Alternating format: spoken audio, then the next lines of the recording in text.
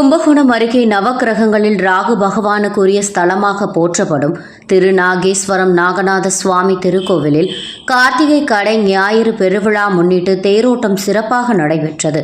இதில் ஏராளமான பக்தர்கள் கலந்து கொண்டு தேரை வடம் பிடித்து இழுத்தனர். கும்பகோணம் அருகே உள்ள திருநாகேஸ்வரம் நாகநாத சுவாமி திருக்கோவிலில் நவகிரகங்களில் ராகுவிற்குரிய ஸ்தலமாக போற்றப்படுகிறது.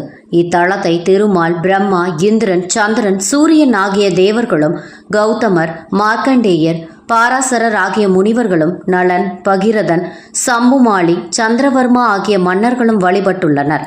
இத்தலத்தில் குன்றுமுளை குமரிக்கு இருபுறமும் திருமால் கலைமகள் வீற்றிருந்து பணி செய்ய ஸ்ரீ சக்கர பீடத்தில் மத்தியில் நின்று கடும் தவம் புரிந்து இறைவனின் வாம பாகத்தை பெற்று தானே கோவில் கொண்டுள்ளார். இத்தலத்தில் ஸ்ரீ ராகு பகவான் திருமண கோலத்தில் நாகவல்லி, நாகக்கண்ணி என்ற இரு மனைவியருடன் மங்கள ராகுவாக அருள்வாளிக்கிறார். இவருக்கு பாலாபிஷேகம் செய்வித்தால் ராகு தோஷம் நீங்கும். இத்தலத்தில் ராகு பகவான் மகா சிவராத்திரி நன்னாளில் 2ஆம் காலத்தில் ஸ்ரீ நாகநாத சுவாமியை வழிபட்டு சுசீல முனிவரால் ஏற்பட்ட சாபம் நீங்க பெற்றார். இத்தகைய பெருமைக்குரிய தளத்தில் ஆண்டுதோறும் கார்த்திகை கடை ஞாயிறு பெருவிழா 11 நாட்களுக்கு சிறப்பாக நடைபெறுவது வழக்கம். அதுபோல இவ்வாண்டும் இவ்விழா கடந்த 6ஆம் தேதி கொடியேற்றத்துடன் தொடங்கி தினமும் காலை மாலையில் பல்வேறு வாகனங்கள் சுவாமி வீதி உலா நடைபெற்றது.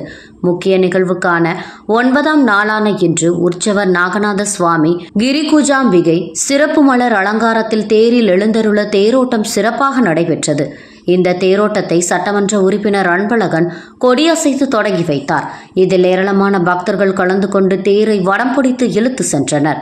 விழாவின் முக்கிய நிகழ்ச்சியான நாளை 10ஆம் நாளான 10ஆம் தேதி ஞாயிற்றுக்கிழமை பிற்பகல் 2 மணி அளவில் திருக்கோவிலின் சூரிய புஷ்கரணிக்கு பஞ்சமூர்த்திகள் வெள்ளி வாகனங்களில் ஒரு சேர எழுந்தருள கார்த்திகை கடை ஞாயிறு தீர்த்தவாரி நடைபெறுகிறது. பிறகு 11ஆம் நாளான 11ஆம் தேதி திங்கட்கிழமை விடையாற்றி உற்சவத்துடன் இவ்வாண்டிற்கான கார்த்திகை கடை ஞாயிறு பெருவிழா நிறைவு பெறுகிறது.